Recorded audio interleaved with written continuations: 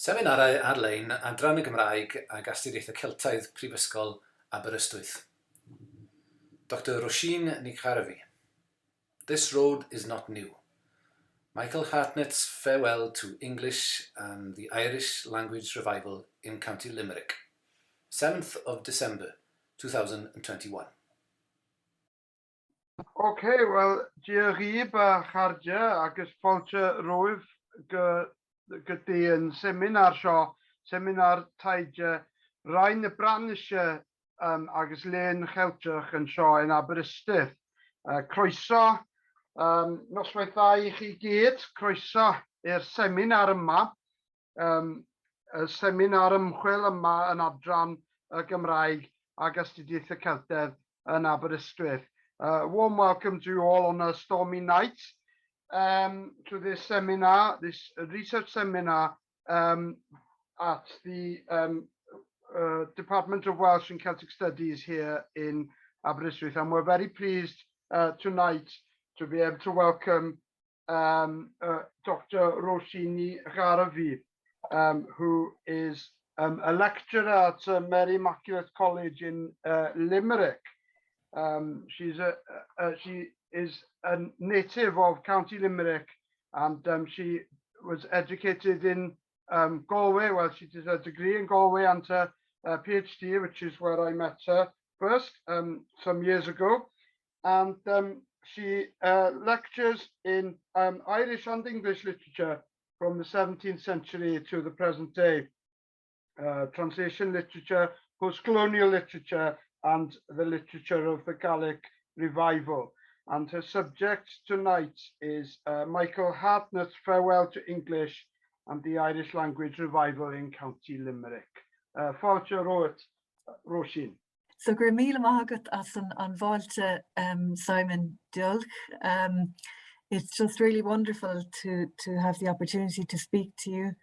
And as I mentioned earlier when I was chatting with Simon, Aberystwyth was always on my radar, as friends had spent years studying there, some of my fellow students in Galway, and you could just tell from their tone of voice that it was a place that had brought them great joy. And so when I was invited to give this talk, I was really thrilled. I'm conscious that there may be people listening in tonight who are not as familiar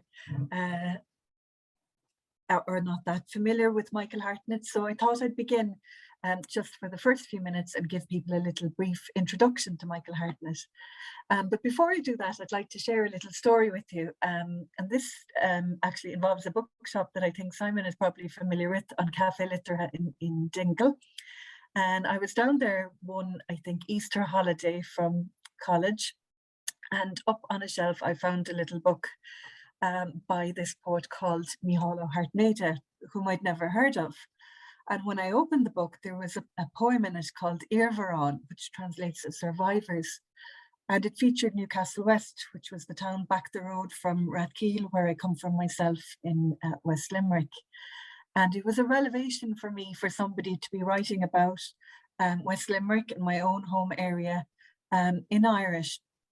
And as well as that, I suppose, and I'll introduce you a little bit now to Hartnett's own story and to his writings, but I found many poignant, I suppose, parallels in Hartnett's relationship with Irish and my own. For me as well, my relationship with Irish is that of reclamation and of reclaiming a heritage where there has been a rupture. And I know that it's a different story in Wales. We on this side of the sea are always lamenting that we can't be more like Wales. But Hartnett for me really was articulating things that were very important. And in some ways he was articulating things that I was figuring out myself at the time. So I went back to college where Brown Down Madagon, himself from Limerick, was the professor at the time, and he always encouraged me to look at County Limerick when I was embarking on research or doing reading or so on, and I ended up doing my PhD on Michael Hartnett. Now, as you can see here, Michael Hartnett had many names. He was born Michael Hartnett And then during the 1970s, he added a T to his name. But when he returned back home to West Limerick, he was known as Hartnett, as a published Irish language writer, because he was a bilingual writer, but in Irish, for his Irish work, he was known as Micheál Hartnett. And then when he, I suppose, in turn bid farewell to Irish and returned to publishing English language poetry, he also returned to his name in English of Michael Hartnett. That's a lovely picture there of his dad, the poet, and his son. So our story begins, I suppose, in 1974 on the stage of the Peacock Theatre beside the Abbey in Dublin. Michael Hartnett is on the stage with Martin O'Donoghue and other poets, and he shocks his audience because at this stage, Michael Hartnett is known as an English language poet, a well-regarded English language poet and stylist who stars in The Ascendant. He has a collected poems out, and he announces that he's going to publish only in Irish, and that he's going to cease publishing in English. And the audience and all of his contemporaries were shocked.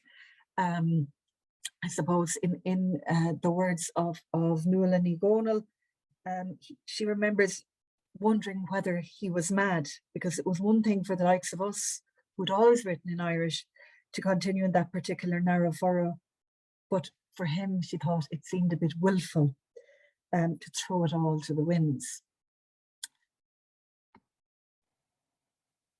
And Hartnett's decision is often seen as the defining act of his political career. And when he died in 1999, it was one of the salient themes when people spoke and wrote about him.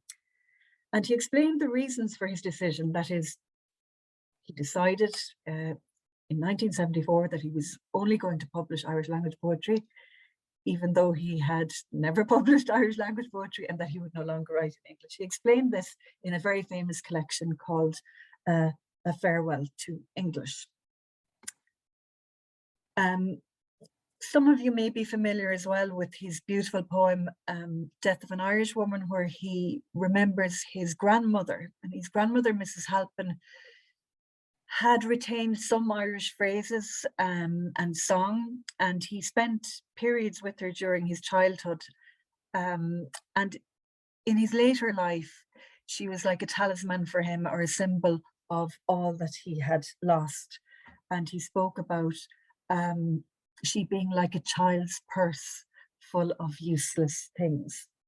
Now, that same year, Hartnett relocated home, where he'd been in Dublin, not this time to Newcastle West, the town where he was born, but to Temple Glanton, back the road. And again, I'm just going to show you a little map here for those of you who might not be immediately familiar with County Limerick. County Limerick's on just about on the west coast of Ireland, Limerick City here, Shannon Airport, Newcastle West, where Hartnett was born. Here is Camas, the little parish or townland where his grandmother lived. And he moved, when he moved back from Dublin, then back the road, you can see the hills there up in Temple Glanton. And I suppose it was a very unfashionable stance to take at that time.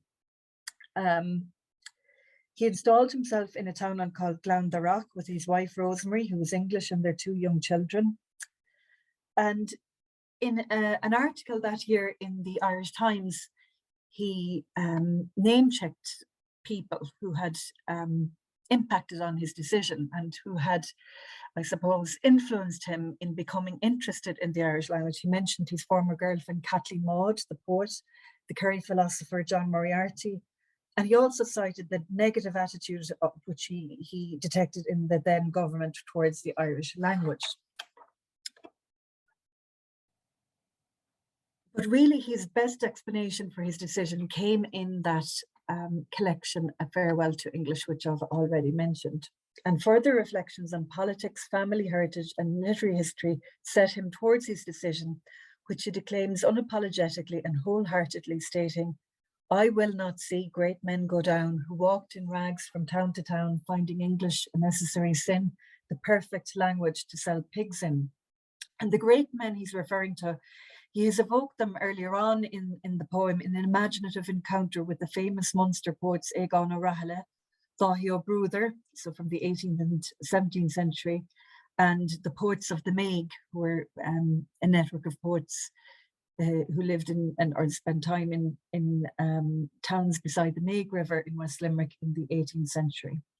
So in A Farewell to English, in the title poem, he has an imaginative encounter with these poets. He thinks about the way the government has been dealing with Irish. He considers his own ancestral connections with Irish, where his grandmother would have come from an Irish-speaking home, and then he makes that very famous declaration. Now, Hartnett's declaration and his decision to return to West Limerick in quest of a Gaelic muse is in stark contrast to the journeys of reclamation made by some of his fellow poets at this time. So again, for people who might not be immediately familiar with West Limerick, it's not a Gaeltacht, it's not an Irish-speaking area, and hasn't been for several generations. And the 1970s was before, I suppose, the huge renewal of interest in Irish that has happened in the last few decades. So, you know, the current boom in Irish medium education hadn't happened. It was actually declining. And, you know, Hartnett's move back to West Limerick was really in contrast to people like the Inti poets, like Michael Davis, like Liam O'Murhilla, and even Nuala Ní Ghairbhí, who, despite the fact that she had family connections in the Kirkagreena Gaeltacht in Kerry, she was actually brought up in Tipperary and went to secondary school in Limerick. And all of these poets, along with Sean O'Riordan, found their way back to the Gaeltacht area, to living Irish language communities for their inspiration. Similarly, the very famous composer Sean O'Riordan did a similar decamp. He first of all spent time in Kirkagreena, and then having spent time in Dublin, made a move to Muscree. And Sean O'Riordan was born and lived in Adare till he was 17, Adare in West Limerick. But again, his imaginative homeland for Gaelic identity was where the Irish language was a living spoken tradition. Now, it is true that Sean O'Riordan did acknowledge the written tradition as well. Another consideration is that in the mid-1970s, an interest in the Irish language could draw the interest of the special branch, the Garda Síochána, who often equated an interest in the Irish language with a sympathy towards physical force republicanism. And the Irish language was also, in some circles, particularly in the media, being associated with tribalism. And again, the atmosphere was very fraught. This is the time of the Troubles, where people are boxing themselves into very binary corners. And I'm citing these examples to show you how left of centre a decision it was for Hartnett to relocate to West Limerick in 1975 and how unfashionable it was. Then to pursue his dream of becoming an Irish language poet by reclaiming a personal heritage, which was by then seemingly moribund in the written sources. Very few people believed he could do it, but he did. And what I'd like to do today is to revisit that journey home and to consider it in the context of what was happening in County Limerick at that time, to provide maybe a fresh, new, additional context for Michael Hartnett's, not just his farewell to English, but his hello to Irish. So he returned with his young family to a small little cottage, and I'm just going to show you now, I hope it works, a little short video. Don't worry about the sound, it's about 15-20 seconds, just so you'll see Michael on his return to West Limerick and to the circumstances where he lived and what his life was like.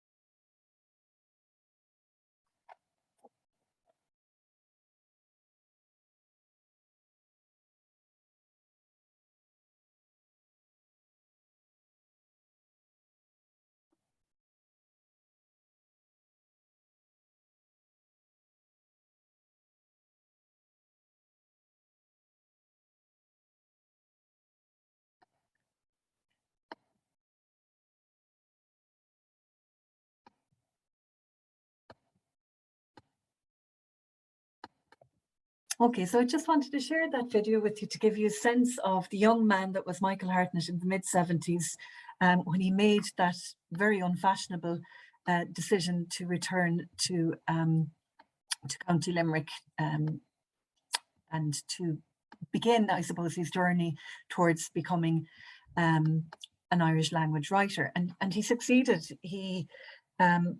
He had published Cúlú Ida, The Retreat of Aitucagny, a bilingual book in 1974, and he then published a further 4 books in Irish, Arca Brick, his first collection, and then later on he also published On Leonocht, On Forgod, and The Nula Fine Cream. And they were all reviewed, despite Hartnett sometimes feeling a bit sorry for himself, they were all reviewed positively. But when he gave up then, for a reason we won't have time to go into today, and returned to English, I think his story as an Irish language poet was a little bit lost. You know, if you're no longer operating as an Irish language poet, you're not invited to readings, your work might not be put on university courses and so on. And I think he felt a great loss and sorrow and a sense of being wronged that his Irish language work wasn't given more attention. So Hartnett's return to County Limerick and his embrace of the Irish language as a creative medium took place at a particular time when there had been a blossoming of scholarly and community interest in the Irish language territory of the county and its surrounding areas. So when we think of that beautiful image he has of the Irish language, phrases that his grandmother retained, being like a child's purse full of useless things, you know, there's that sense of the very precious, but also a sense of a currency that won't get you very far. And so one of the questions I had been asking myself was, you know, how did he do it? He came home, he was living in outside a very small village, back the road from Newcastle West. The family didn't have a huge income. How did he do it? How did he achieve his dream? And for any of you who have any Irish at all watching that video, you'll have detected that his spoken Irish was not very confident and was not very correct at this time. So it was a very ambitious project for him to embark on. And that's why I'd like to talk a little bit today about, I suppose, the scholarly revival and the Irish language revival that was happening in County Limerick from the end of the 1960s, and which was there for Michael Hartnett as a resource, and I suppose as a source of encouragement when he returned from Dublin to County Limerick. And I see Micheál McGrath there listening. I'm delighted to have an opportunity to boast about Limerick again, Micheál. So Cumann na Mbeidh was founded in 1969. This was the MAG, or the Maig Society. I'm speaking to you this evening from Adare, which is on the MAG. We hope it doesn't flood this stormy night. But this was a society founded in 1969, again with very ambitious aims to encourage local people to have pride in their Irish language heritage. Now, it didn't come out of the blue. Richard O'Farlú had brought out his book Éigse na Mbeidh in 1952, and we know that from an essay in the National Library that Hartnett actually had a copy of that book. And there's an essay in that book as well by Daniel Corkery, he of the Hidden Ireland, and I think the Hidden Ireland is there or thereabouts in a lot of Hartnett's thinking. And in 1965 as well, Monachín Seoige, another very much an organic local scholar, Monachín Seoige had drawn renewed attention to the poets of the Maig with his Cushmoy na Gair. And again, Hartnett was familiar with this. In fact, Michael Hartnett was mentioning the Maig poets, and that is the 18th century network of poets who lived by the Maig. Hartnett mentioned them as early as a 1967 interview, but this interest didn't go any further, and it didn't have any impact on his own creative choices at this time. So the most sustained momentum then came from a series of Irish language and bilingual festivals which took place throughout County Limerick from 1969 onwards. One of those was Féile na Moy, founded by Cumann na Moy, which I have mentioned already. The first, I suppose, was the Joyce Brothers Summer School, which was in the eastern corner of the county. And this celebrated the Joyce Brothers of Glenoshin, P.W. Joyce and Robert O'R. Joyce. And P.W. Joyce made a very, very important collection of Irish language song in County Limerick just before the famine and after the famine. And the commemoration of the Joyce Brothers came about in a very organic way and came about from within the community themselves. A branch of Comhaltas from Cork City decided they wanted to commemorate the Joyce Brothers. They joined with the local Kilmallock branch. Comhaltas is a music network in Ireland, traditional music network. They came together and they basically played tunes and had a kind of an ad hoc celebration. And I think this sort of organic aspect to the festivals is something that we'll return to again and again. And that celebration became an annual event. Now, meanwhile, Scoil Merriman, whose mission had always had a Limerick Clare focus, had the history of Thomond, the greater North Munster area, as its theme in 1969. The poet Gearóid Iarla and the Joyce Brothers were discussed, and the Merriman School took place in Adare, where Sean O'Riordan was a special guest. And the other important development then was the founding of Cumann na Moy, which we have spoken about. So this festival took place in various towns on the Mag or the Meg River, Adare, Bruff, Kilmallock and Croom, all of which were associated with the 18th century poets of the Meg, as they were called.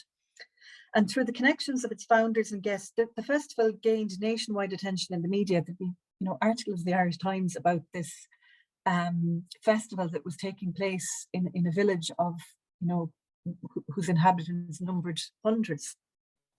And by the time the festival was established, a few years later, the President of Ireland was coming to open it. And the organisers' progressive vision was evident in the programme for the festival, which encompassed things like sculpture, music, archaeology and architecture. Now, though Hartnett's announcement had shocked his contemporaries, his fellow Limerick man, the journalist Seamus O'Cinneide, was not surprised. And here's Seamus O'Cinneide here. We'll meet him a lot because he turns up at all the best parties.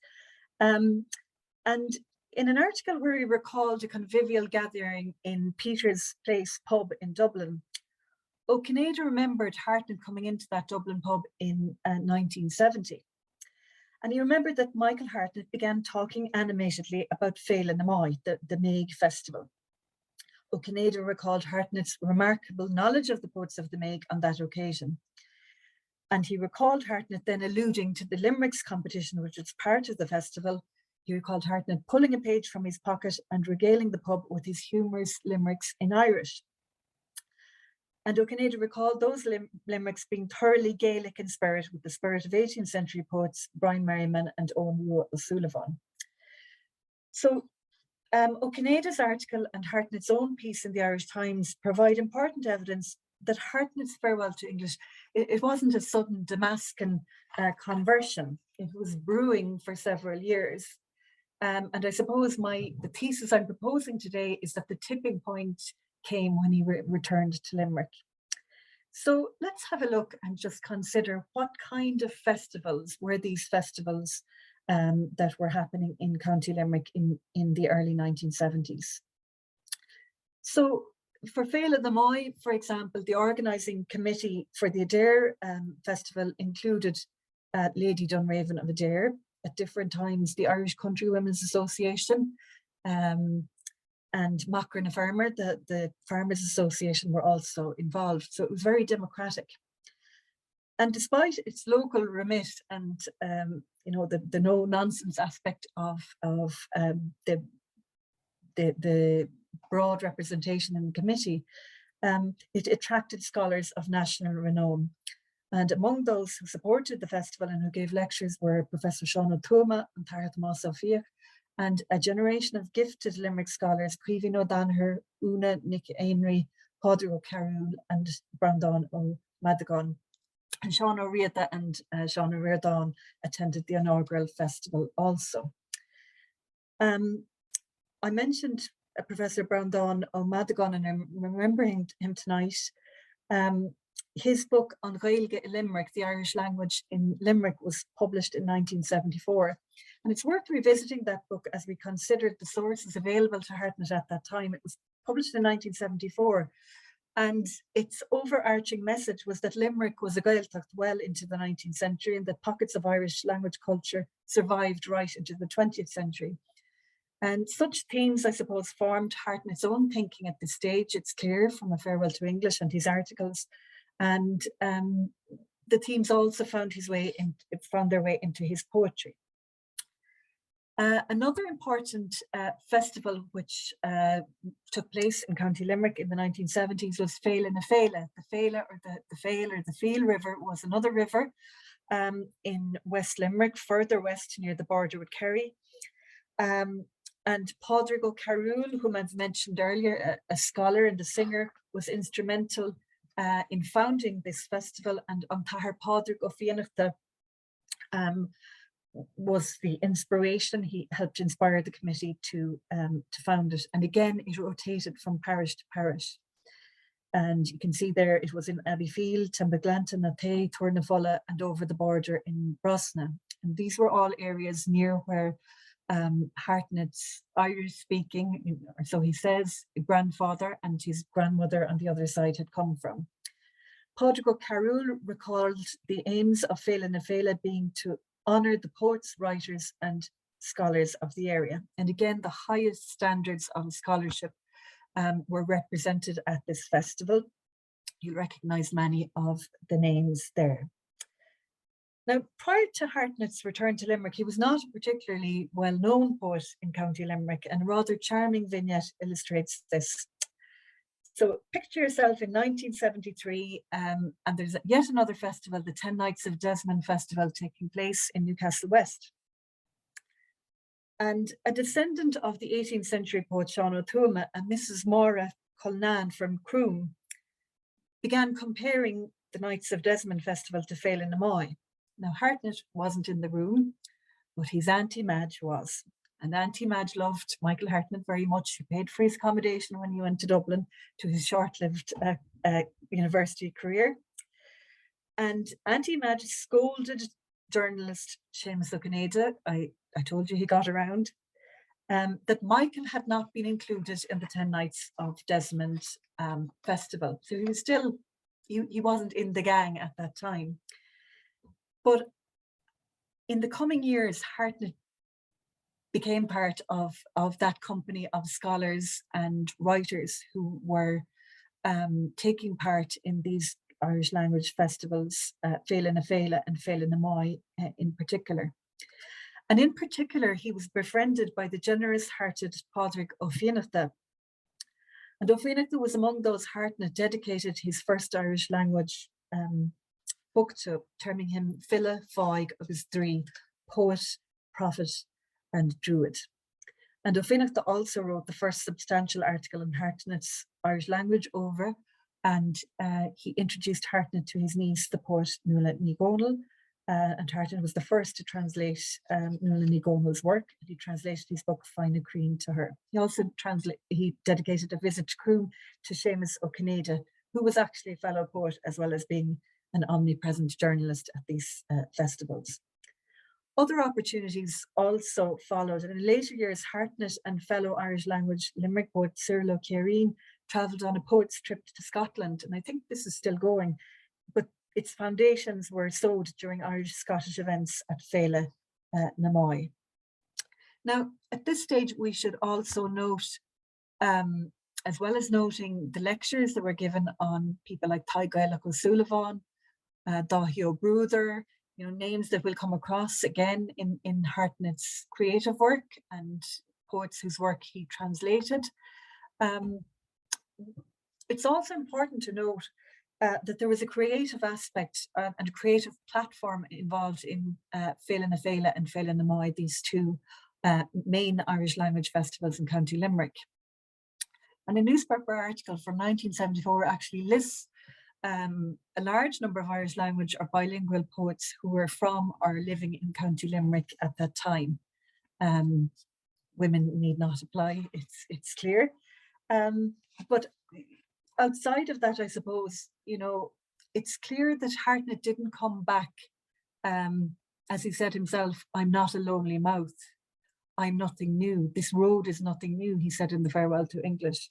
He came back to quite a vibrant and welcoming scene with such momentum that Seamus O'Conada could joke about a filla factory, a poetry factory at the Joyce Brothers Summer School in 1974. And Hartnett himself began identifying with this new cohort of Irish language writers in Limerick, calling himself Deire na Hála, you know, the last of the family. And among these writers, Arthur Conneala and Mike MacDonald were both from Newcastle West. Mike MacDonald, who was my own maths teacher in school, he recalled for me the way that people would gather in Newcastle West in the pub, and it was a different time. People had time to enjoy the art of conversation. Hartnett would be part of the company. They'd play chess, and they'd often discuss, for example, the Irish words that were still used in Limerick. And Micheál MacDonald recalls those conversations and that company as being like a hedge school. All these Limerick Irish language writers shared similar challenges to Hartnett. They too were separated from their ancestral heritage of Irish by English.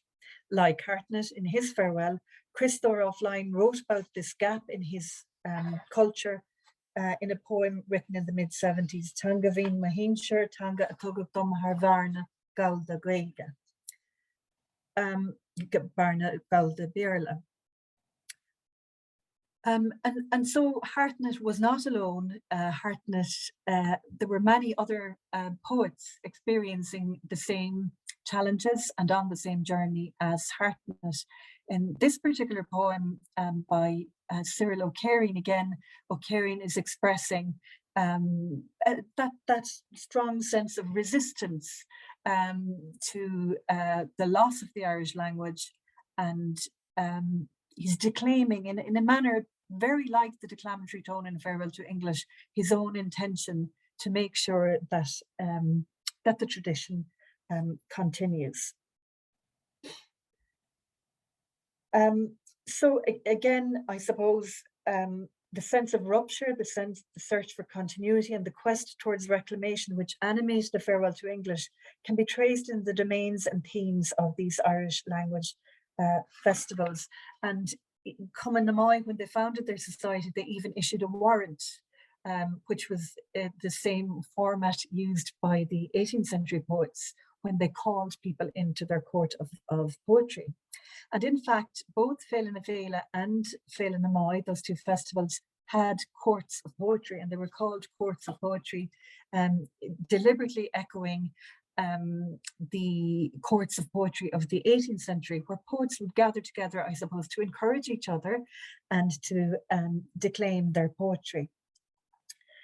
And when we look back at the newspapers, we find Hartnett present at many of the courts of poetry, particularly in 1975, he seems to have been everywhere. Contemporary newspaper articles also offer possible explanation for Hartnett's change of name to Micheál Ó Hartnaide at this time. An article on Féile na Féile by Colm O'Thorne states that Irish President Carol O'Dálaigh advised those attending the festival to write the Irish language version of their name. Gyscríoch gachtain an lagan Gaeilge dá anam faoin lagan Béarla, tá an tradiisiúnach san severas starú le bhain leis na hanmach Gaeilge a bheochan a bhíú. We can't claim cause and effect here, but we can note that Hartnett again was not a lone pioneer. His actions and his interests were mirroring salient themes of the Irish language festivals. The accessible format of the festivals and its mixture of pleasure and scholarship are worth noting. So, for example, O'Carroll followed Pádraig Ó Fiachta's lecture on Micheál Ó Longáin, the poet, and this in itself had followed a bus tour of the area.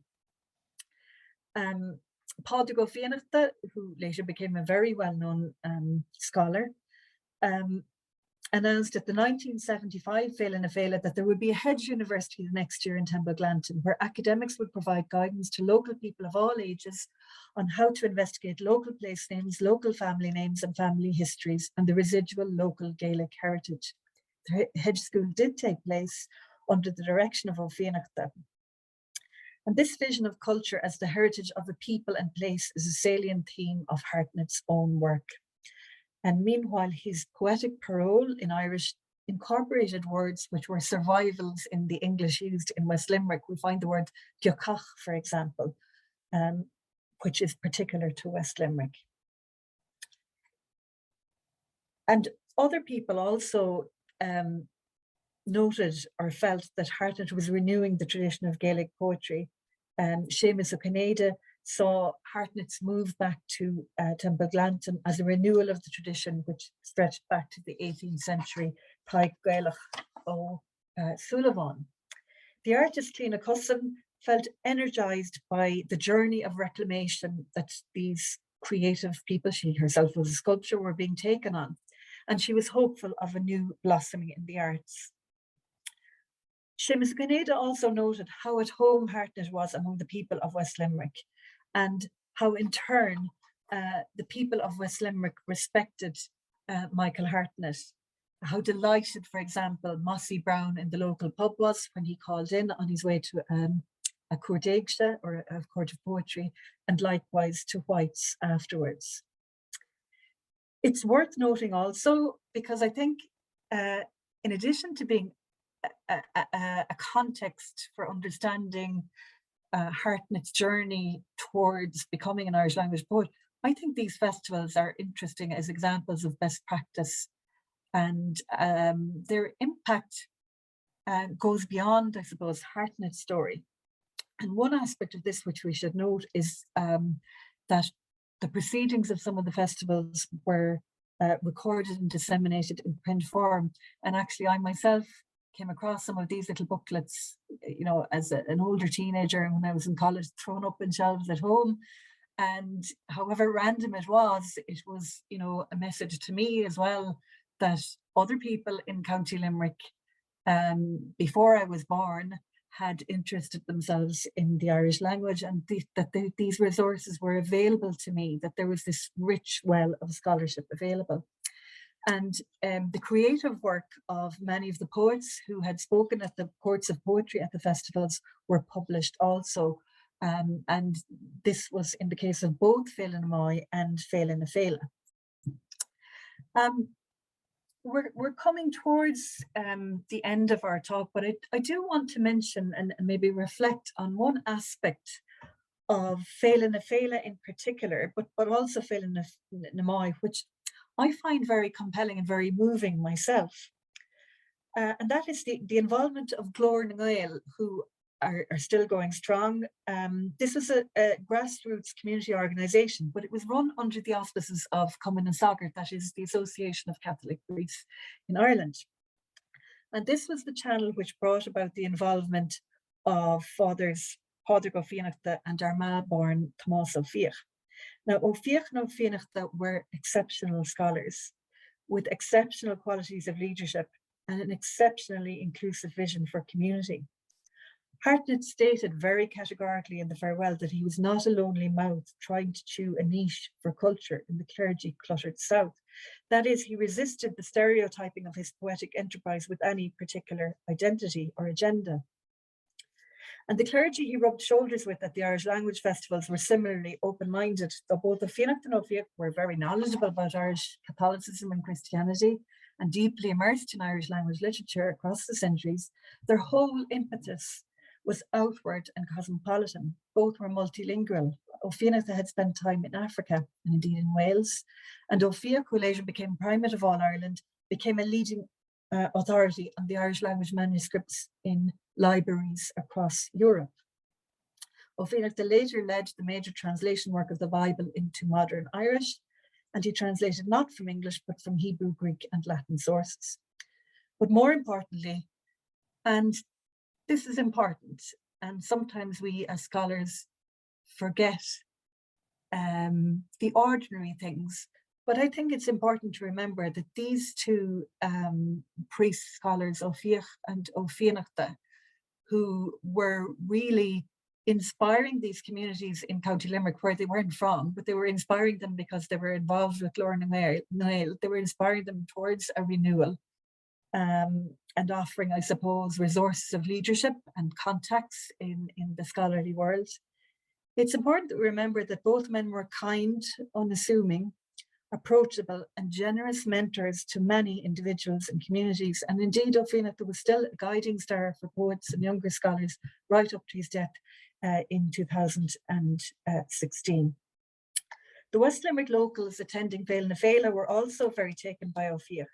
O'Cinnéide recalled O'Fiach's typical friendly manner to the Gaelic poets who enrich our modern cultural scene.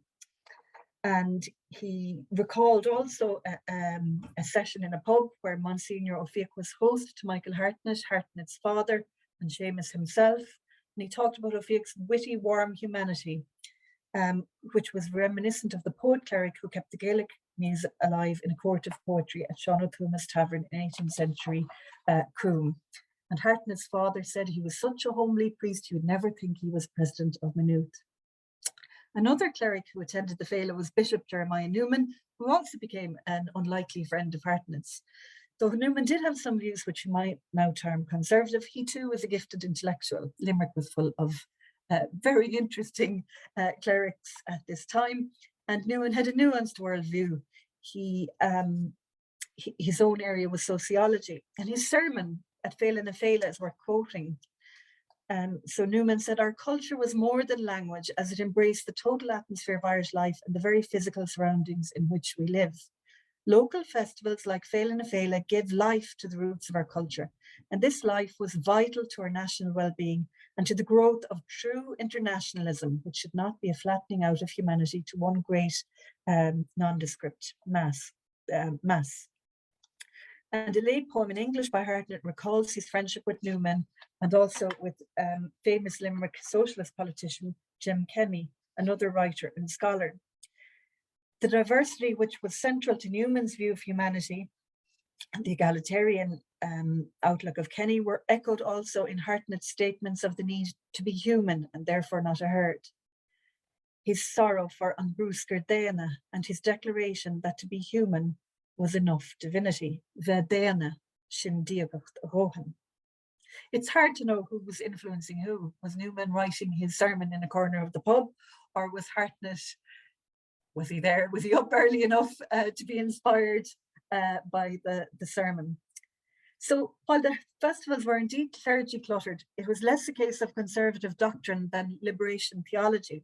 It's also worth noting that Church of Ireland services were a formal part of the programme of Féile na Moy, and the Irish Times correspondent attending Féile na Moy in 1973 noted that the festival was quite remarkably ecumenical.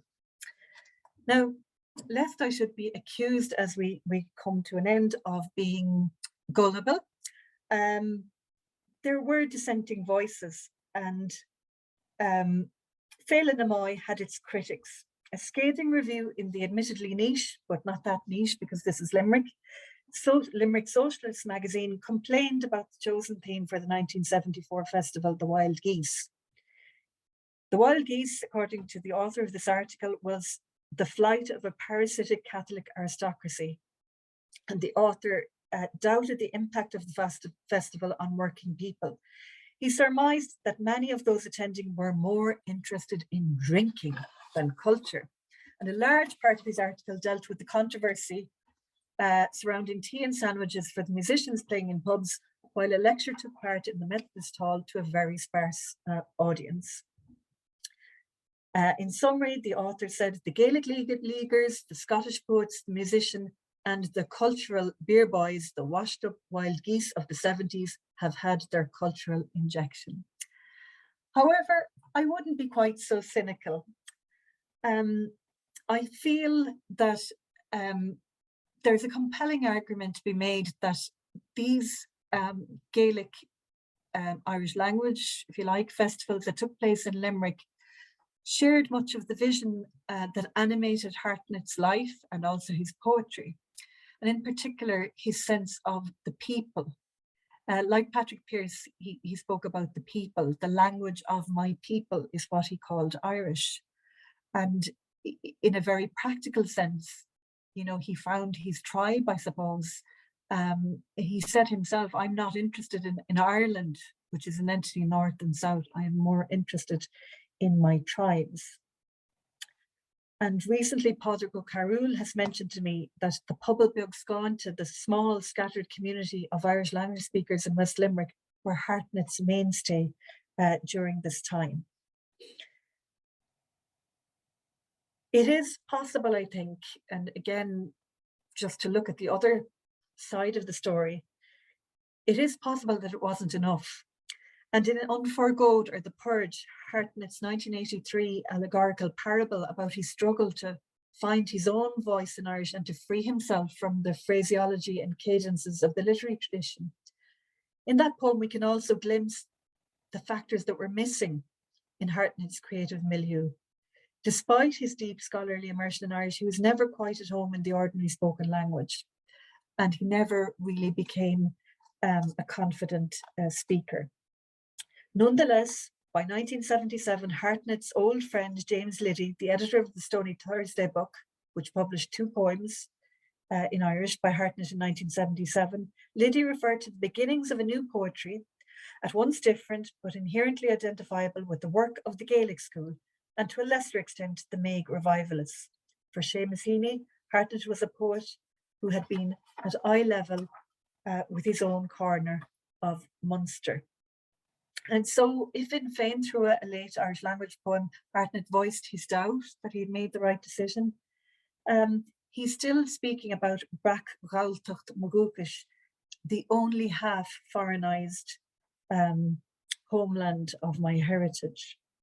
He turns the derogative phrase on Gaeltacht, the foreign or English language speaking, on its head to make it only half foreign, and to echo the Brac Gaeltacht, the half Gaeltacht.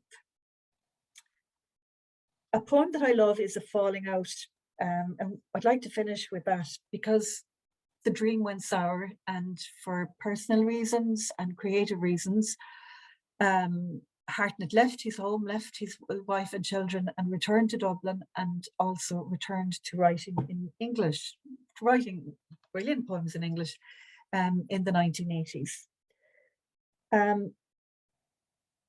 But he might have left the medium behind him, but I think Hartnett took values that were salient values of these community festivals in the 1970s with him.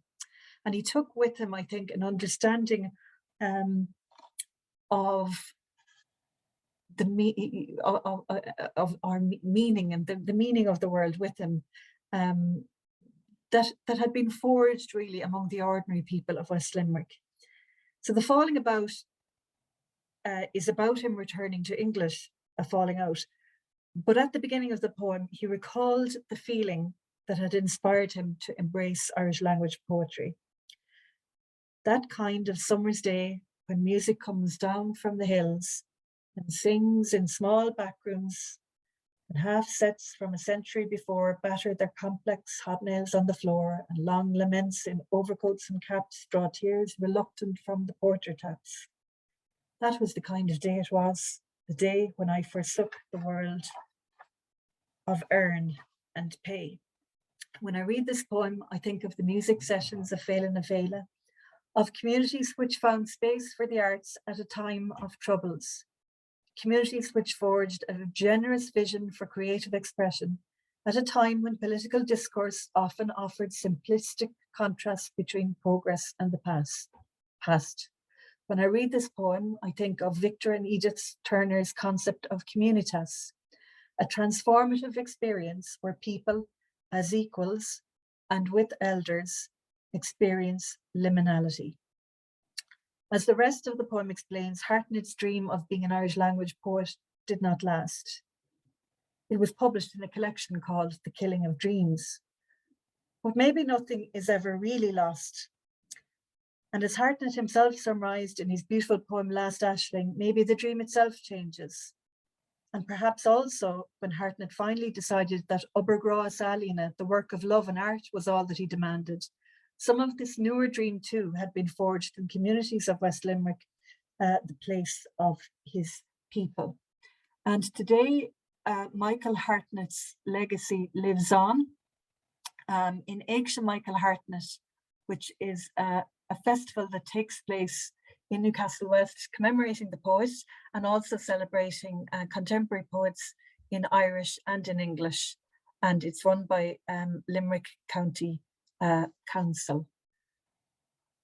So that's the story of Michael Hartnett and the festivals in County Limerick. Unfortunately, despite all his energy and despite all his dreams, Hartnett succumbed in particular to alcoholism, and as well as that, the festivals themselves lost impetus, and though they kind of fell away, there were attempts to renew them again in recent times. So thank you very much for being here in the stormy night to listen to me. It was a pleasure and a privilege before a sport.